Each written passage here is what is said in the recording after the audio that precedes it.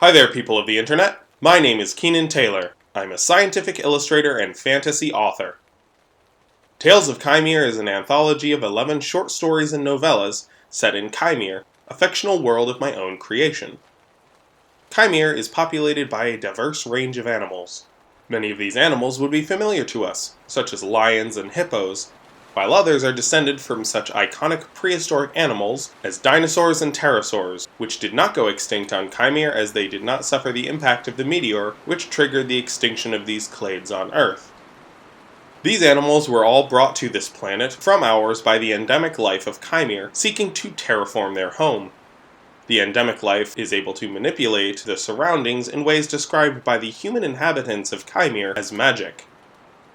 For more information on how these endemic life forms operate, please check out my first video on this channel, What is Kaimere? Tales of Kaimere tells stories of people throughout the known world, a region of Kaimere about the size of North America. This video will be a brief overview of each short story and novella, but I'm not going to be dropping any spoilers, so settle down. Down the road, I do plan on doing an audiobook of at least a few short stories, which will get into spoiler territory, obviously. This video is purely to let you know what you're all getting yourselves into by picking up my literary debut. I think that's enough deliberation. Let's dive in. Death Walks on Broken Wings is the first short story in the anthology. It is set in Qajar, a country to the west, shortly after the Lords of the Realm consolidated into a republic, and as they are engaged in a war with the Chakati Empire and Picardian Confederacy across the inland sea. While lords and kings have their eyes to the east, a deadly threat has come from the north. Vescala Maldus, the Raven King. For reasons unknown, this great pterosaur has lost his ability to fly, and has turned several logging villages into his hunting territory. As all the fighting men, horses, and war machines have been conscripted for the overseas conflict, there is no one to help the loggers in the north.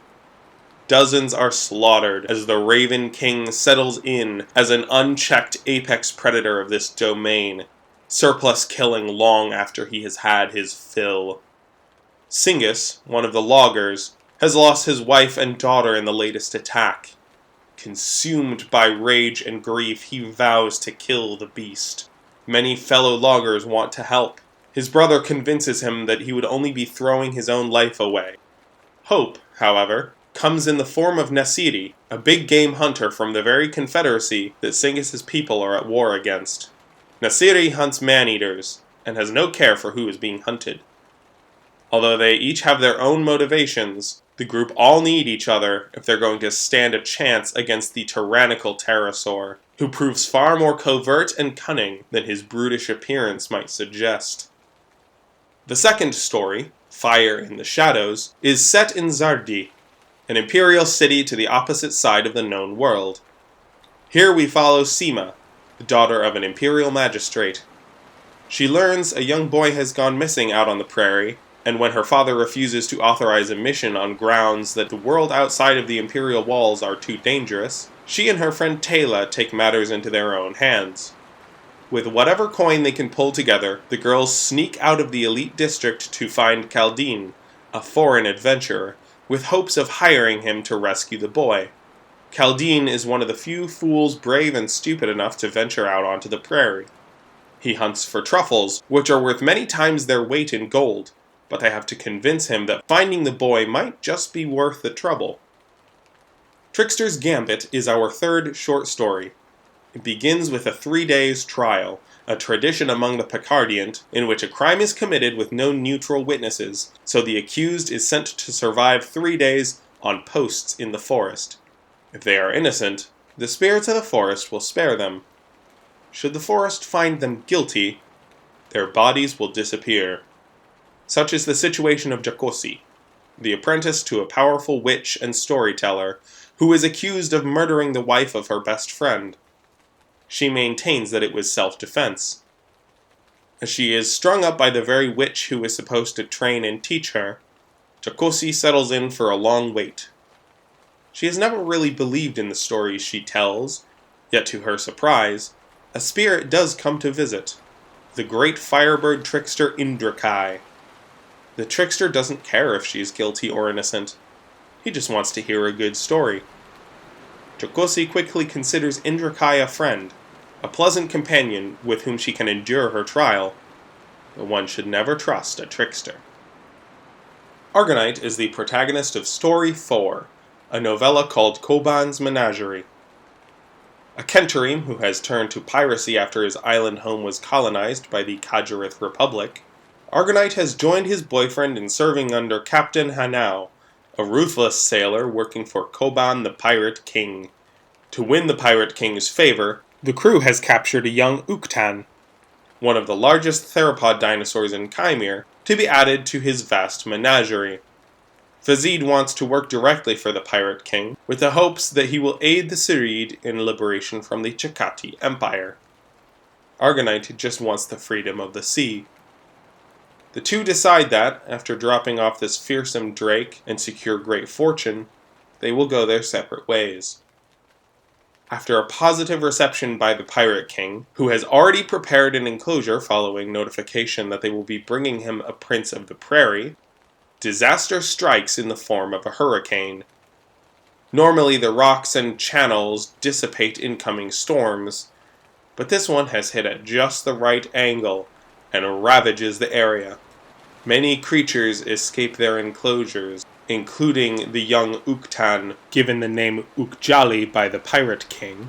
Argonite must keep them from slaughtering everyone in the menagerie, armed with nothing but his wits, comfort in chaos, and faith in the storm. Story 5 is Spider's Prey, and is set in Kajar before it consolidated into a republic. Ram, our protagonist, is a knife-throwing circus performer from the nearby Free States. He is a man down on his luck, needing funds to get important medicine for his daughter. A young Kajarith noblewoman named Aliyah Croy has gone missing. It is presumed that she was taken into the lands of the Nerotans, a competing noble house. To preserve the truce between the Nerotans and the Croyans, a band of adventurers is hired to sneak into Nerotan territory and track her down. The band is led by Zari, a fencer from the Crescent. She is joined by the hulking Jukadin of the seafaring Eskadin, and Torik, an archer and tracker from the newly formed Picardiant Confederacy. Ram overhears the adventurers getting the gig and offers to help in exchange for a cut, which will more than cover his daughter's medicine. Although they presume that Aliyah was kidnapped by a Nerotan spy, they quickly realize that she chose to flee into enemy territory, chased by a terrifying supernatural creature. Soon, they realize everyone in the Nerotan woods are trapped in the spider's web, and only one will make it out alive. Songbirds Lament is the 6th story. Marielena is one of the children of the sky, or harpies, which live out on the prairie far beyond where most humans can safely survive. It begins with Marielena on her first solo hunt, an important coming-of-age ceremony among her people. Amidst a chaotic encounter between ogres, riders, a massive pack of hyenas, and an Uktan, Marielena picks up her first prey, one of the riders. This rider is Raylan, an Imperial scout. After a brief inspection, Marielena decides not to kill her quarry. Raylan, who would rather play music than fight in the Imperial army, happily shares her songs with Marielena. The two get to know one another, as a passing storm prevents Marielena from flying away, and Raylan's twisted ankle hinders her climb down the mesa cavern where the harpy brought her. Although their interactions in the subsequent days lead to chemistry between the two, they both know that they live in a world they could never share. To the Imperials, harpies are predatory demons. To the children of the sky, Chimerans are ruthless murderers. Although they plan to part amicably as the storm passes and Raylan's leg heals, a sequence of disasters lead to tragedy, and the two must strike out on their own, putting faith in Raylan's people that they hope will be more accepting. In the last of my 7 previously published Tales of Kaimere stories, of Frost and Famine, an injured and enraged cachalot nearly sinks the Akanuk whaling ship of Chief Koda. Because of their shared hand in the calamity, Koda's nephews Kirut and Temuk are sent to gather supplies from the village at the heart of the strange island on which they are stranded. Temuk's mother Shaku comes to guide them, and they also have the protection of the great whalehound Gupik. What awaits them in the village of Hutakit is a horror unlike any they could anticipate. Mia is the sister of the village matron and hopes to save her people. At first, they fear the attack is from the Blackfish, a notorious cult of sadistic raiders, but their assailants prove to be far more supernatural. The Akanuk aren't known to run from a fight. Kirut and his family prepare to defend a village of strangers from the coming storm and the demons lurking within. The 8th short story and anthology exclusive, A Broken Circle, is a prequel to Death Walks on Broken Wings, and tells the origins of Nasiri, the hunter of man-eaters. Amako, a leopard, has been killing villagers in Nasiri's home. Nasiri sets out to trap the man-killer, as he believes that innocent leopards should not die because of retaliations against Amako's hunts. When the next victim is a loved one, Nasiri must decide between his ideals and reconciling an unimaginable loss.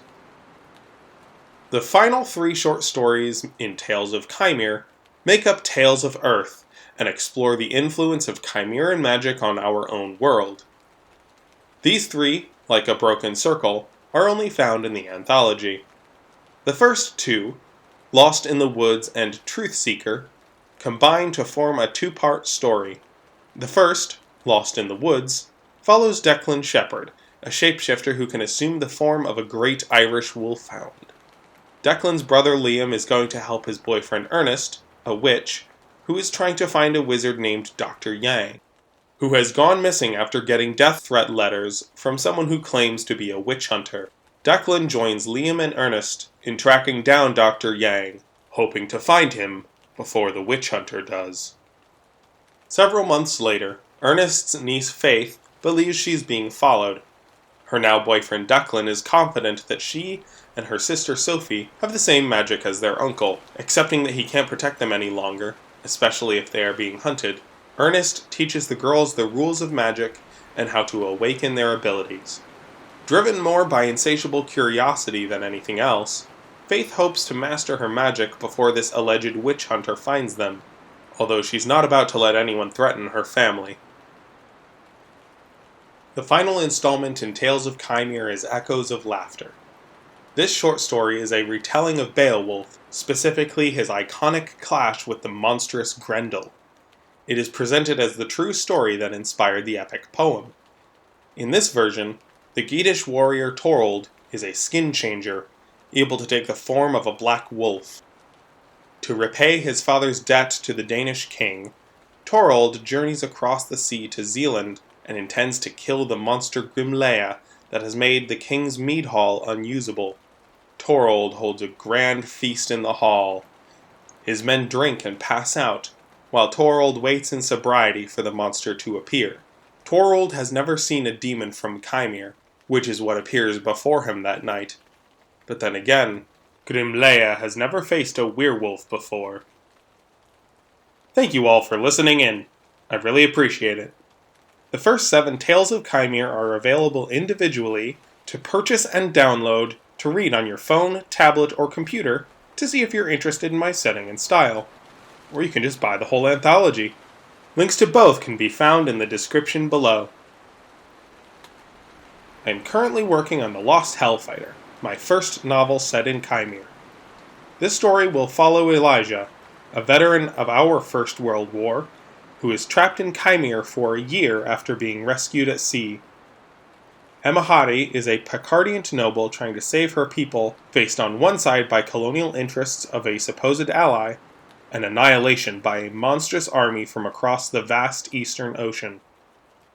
Serenatus is a knight of an ancient sect of demon hunters, who is alone among his order in believing that their duty is to protect all Chimerans, not just the Kadgereth, from demonic forces. The stories of these 3 intersect in a clash of violence and betrayal, and they must work together in an attempt to save the Picardiant, and indeed all of Kaimere, from an ancient enemy most believed to be little more than a nightmare. Many of the characters and creatures from the Tales of Kaimere anthology will appear in The Lost Hellfighter, and the series of novels I'm working on as well. Once the Lost Hellfighter manuscript is complete, which I anticipate will be around the end of the summer, I will begin seeking agent representation for this book. A prospect that is both exhilarating and very daunting. As of recording this, I've sold over 2,000 copies of Tales of Kaimere between the various editions and platforms since the full anthology's publication, November of 2020. The reception has been overwhelming. It still feels so surreal to see my book on the shelves of the local bookstore. I can't begin to express how excited and happy I am to be taking these steps towards my career as an author. Thank you all so much for your support. It truly means the world to me. Cheers, folks!